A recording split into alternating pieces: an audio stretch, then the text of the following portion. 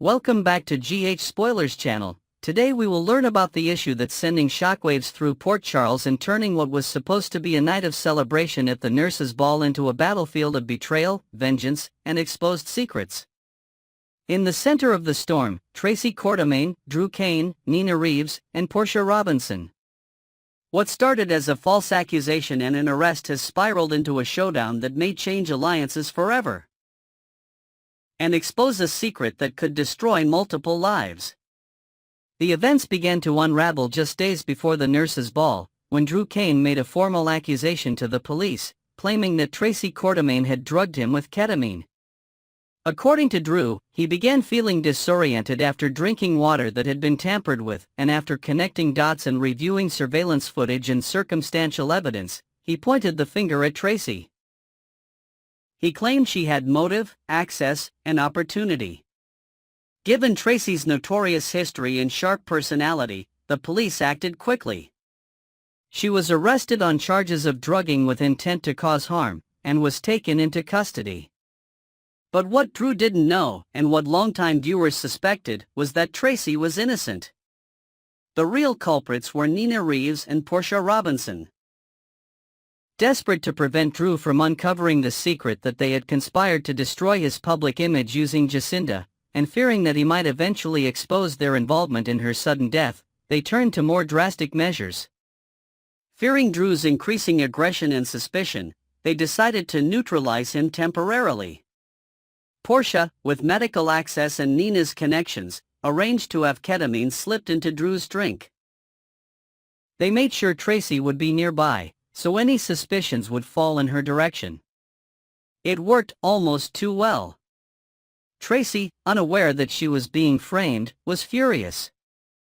And while she waited behind bars, she planned her response. Entered Jason Morgan. While the nurses' ball was underway, with the Metro Court ballroom buzzing with glittering gowns, music, and the return of Michael Corinthos, Jason received a phone call that pulled him away from the celebration. The message was simple. Come to the police station. Tracy needs you. Jason didn't hesitate. Despite Tracy's abrasive nature and often questionable decisions, Jason knew something about this arrest didn't sit right. And he also knew that if she were truly innocent, she wouldn't stay quiet for long. Jason met with Tracy at the station, reviewed her statement, and used his influence and resources to post bail. Within an hour, Tracy was a free woman again, and she was on a warpath. Still in her formal gown, eyes blazing with fury, Tracy marched into the nurses' ball, bringing the entire event to a stunned halt. The moment she entered, all heads turned. Carly gasped. Brooklyn looked horrified. Michael stepped in front of Donna instinctively. But Tracy wasn't there for theatrics. She had one target, Drew. Drew, standing near the center of the ballroom with Willow by his side, turned slowly as Tracy approached. Before he could speak, Tracy slapped him across the face. Hard. The sound echoed in the ballroom. Gasps erupted. Willow reached out to calm the situation, but Tracy wasn't finished. You had me arrested, Tracy hissed. You dragged my name through the mud, and you did it without proof. I've done a lot of things in my life, Drew, but I didn't drug you. And you? You've made a powerful enemy. Drew, stunned and speechless, tried to defend himself. He began to apologize, but Tracy cut him off. Save it, she snapped. You let your paranoia blind you. You thought you were being clever. You thought you had it figured out. But you were wrong. And you didn't just make a mistake, you humiliated me. You involved the police. You made me a criminal in the eyes of everyone in this town. Willow attempted to de-escalate the situation, urging Drew to respond with compassion, but it was clear that guilt was already washing over him. His expression changed. The arrogance disappeared. He looked down, visibly shaken. I'm sorry, Drew said quietly. I truly thought. I didn't mean to ruin your name, Tracy. I thought you thought, she interrupted. You guessed. That's not justice. That's revenge. Tracy turned to leave but paused at the edge of the stage. I'm going to find out who really drugged you, she said, loud enough for everyone to hear. And when I do? You'll wish I had just slapped you. The room was silent as she walked out. But behind the tension of that confrontation, two women were unraveling quietly. Nina and Portia. From the moment Tracy entered the ballroom, both women knew the truth was inching closer to the surface. They stood near the back of the room, trying to remain unnoticed, but the panic in their eyes was obvious. They exchanged hurried whispers. This is bad, Portia said under her breath. If Tracy starts digging, she's going to uncover everything. Nina nodded, pale. And if Drew figures it out before she does, he won't stop, Portia added. You know how he is when he's obsessed with something. If he finds out we framed him, and that we're behind Jacinda, the sentence hung in the air, unfinished. Both women knew the stakes. Drew had changed. He wasn't the same man who had once fought for moral high ground. This version of Drew was colder, more calculated. And if he discovered that they had drugged him and used Jacinda to sabotage his career and reputation, there was no telling what he would do. Exposure was not just personal ruin, it could be legal, dangerous, and even life-threatening. Portia suggested damage control. We need to get ahead of this. We need to throw suspicion somewhere else. Nina hesitated. Or, maybe we come clean? Portia stared at her. Are you crazy? Nina didn't answer. Her guilt was mounting. The walls were closing in. Meanwhile, Jason stayed behind at the nurses' ball, observing everything with his usual quiet intensity. He knew something was off. He had his own suspicions, not just about who framed Tracy, but about why Drew was targeted in the first place. And now that Tracy was back in the game, Jason knew this wouldn't end with apologies and threats. It would end with consequences. As the night wound down and guests began to leave, Drew sat alone, reflecting on what had just happened. Willow stood beside him quietly. She asked if he was okay, but Drew couldn't answer. For the first time in months, he was no longer sure of anything. Not his judgment. Not his assumptions. And certainly not the people around him. He looked across the ballroom and saw Nina watching him. Then he looked at Portia, whispering urgently with her. Something clicked. Drew stood up slowly. He didn't say a word. But in his eyes, something had changed. The hunter had returned. Next, we will dive deep into the swirling drama surrounding Cody Bell, Lulu Spencer, and Molly Lansing Davis as secrets, suspicions, and unspoken feelings collide in Port Charles.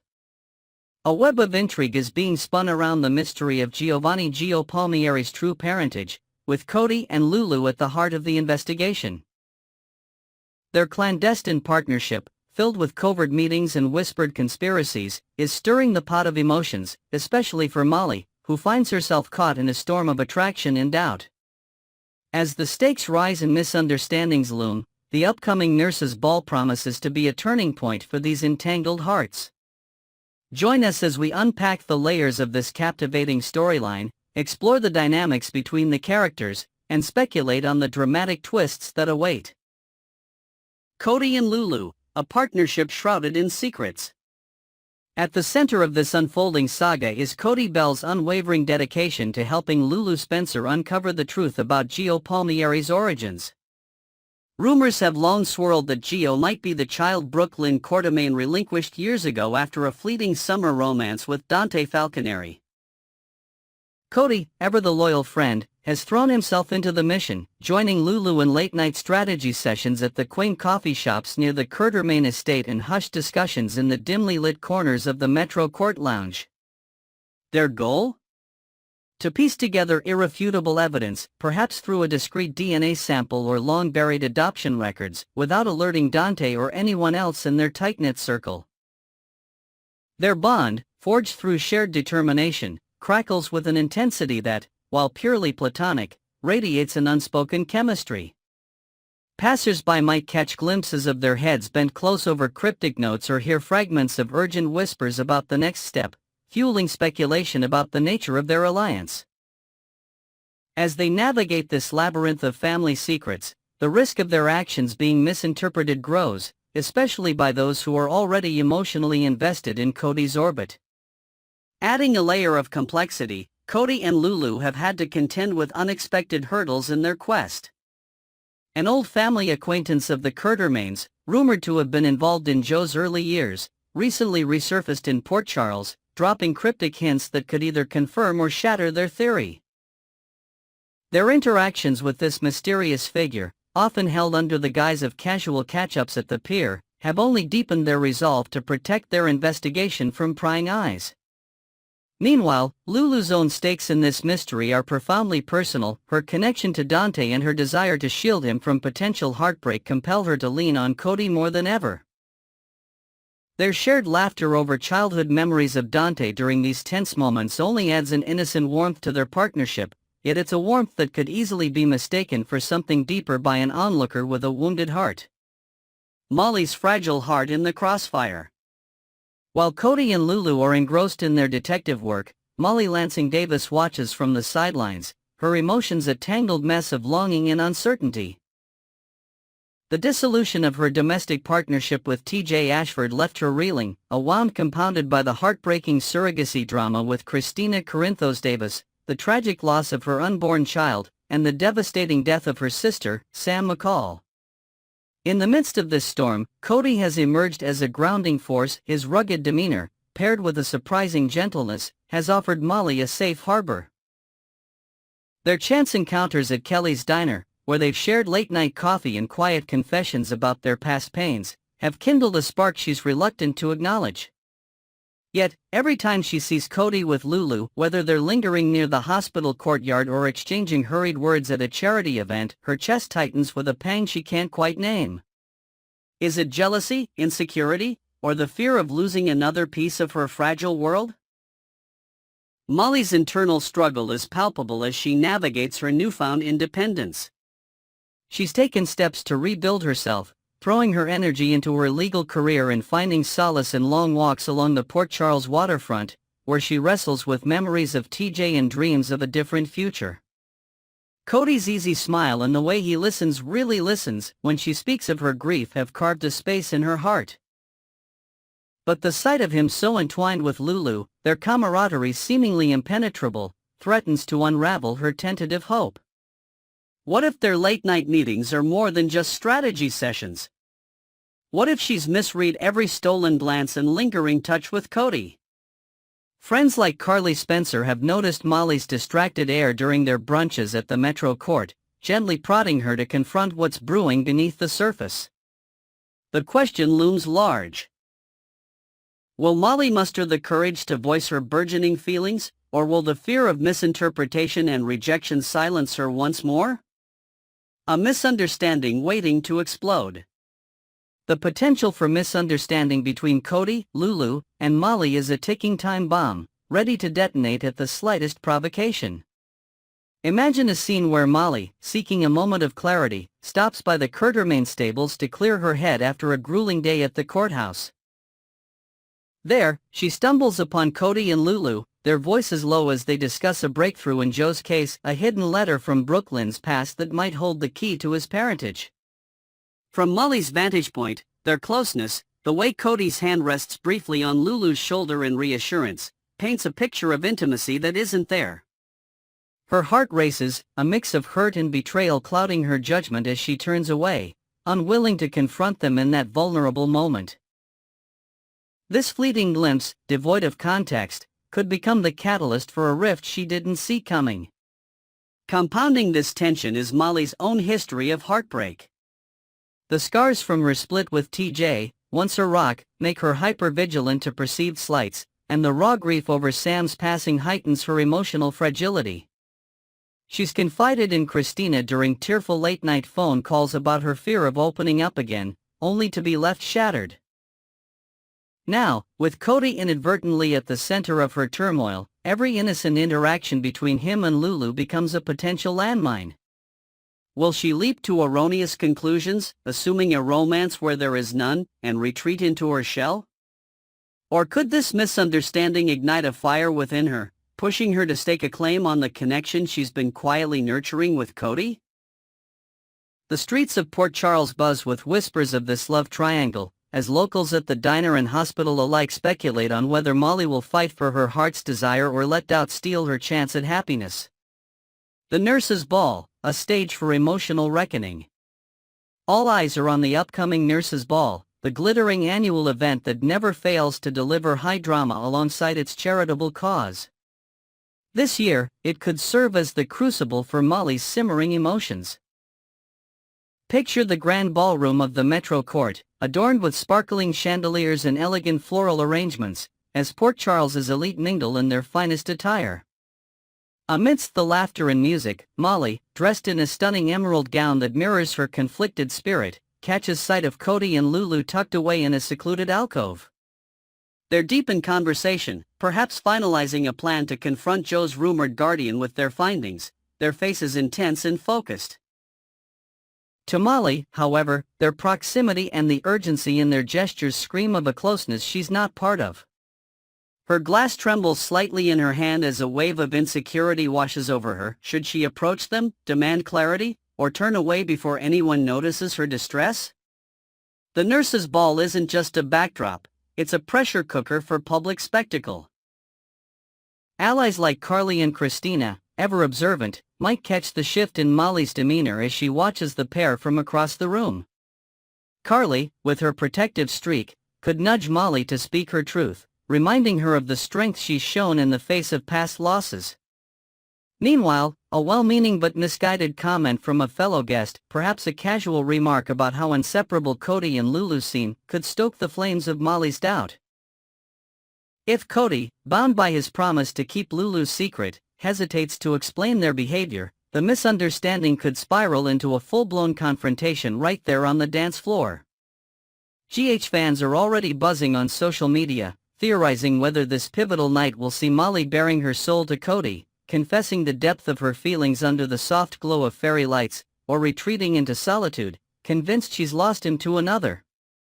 Some even speculate that a surprise twist. A public revelation about Joe's parentage orchestrated by Cody and Lulu might shift the focus and give Molly a moment to breathe, but not without adding fuel to the emotional fire. The crossroads of love and loyalty. As the layers of this intricate storyline peel back, Cody finds himself at a crossroads of his own making. His loyalty to Lulu and their shared mission to uncover Joe's roots is unshakable, a testament to the trust they've built over countless challenges. Yet, his growing connection with Molly, those quiet moments of vulnerability shared over diner pie, the way her laughter cuts through his guarded exterior, tugs at him in ways he hadn't anticipated. He's noticed the flicker of something more in Molly's eyes during their recent encounters, like when she lingered a little too long after dropping off legal documents at the stables, her goodbye carrying an unspoken question. But with his focus laser-sharp on helping Lulu, has he missed the signs that Molly's heart is reaching for his? If a confrontation erupts at the Nurses' Ball or beyond, will Cody be able to balance his commitment to one woman's cause with the potential for love with another? For Molly, the path forward is equally fraught with uncertainty. She's standing on the precipice of a decision that could redefine her future. The pain of her past with TJ has taught her caution, but the warmth she feels with Cody whispers of possibility. Port Charles is no stranger to second chances, and her support system, friends like Christina, who's navigating her own grief, and mentors like Alexis Davis, who's seen her share of romantic missteps, encourages her to take a leap. Yet, the specter of misunderstanding with Cody and Lulu looms large. Will she trust her instincts and fight for what she's beginning to crave, or will the fear of another heartbreak keep her locked in emotional limbo? What lies ahead for Port Charles's heartstrings? The saga of Cody, Lulu, and Molly is a masterclass in the tangled dance of love, loyalty, and lies that defines life in Port Charles. As the mystery of Gio Palmieri's parentage inches closer to resolution, the emotional fallout promises to be just as gripping as the reveal itself. Will Cody and Lulu's partnership withstand the scrutiny of those around them, or will their secrecy breed irreparable rifts? Can Molly summon the bravery to confront her feelings for Cody, peeling back the layers of doubt to see the truth beneath? The nurse's ball may light the fuse, but the explosion of drama will ripple through the town for weeks to come. GH enthusiasts are abuzz with anticipation, flooding online forums with predictions about whether this love triangle will resolve in a heartfelt confession beneath the stars or a bitter parting shadowed by miscommunication. Some fans dream of a grand gesture, Molly pulling Cody aside during the ball's final waltz to lay her heart bare, while others foresee a darker turn, with jealousy driving a wedge too deep to mend. Whatever the outcome, one thing is certain. The journey of these three souls, bound by secrets and unspoken desires, will keep us glued to our screens. Stay tuned to ABC General Hospital Spoilers channel for every twist and turn in this riveting tale of heartbreak and hope. Until next time, keep speculating, Port Charles fans.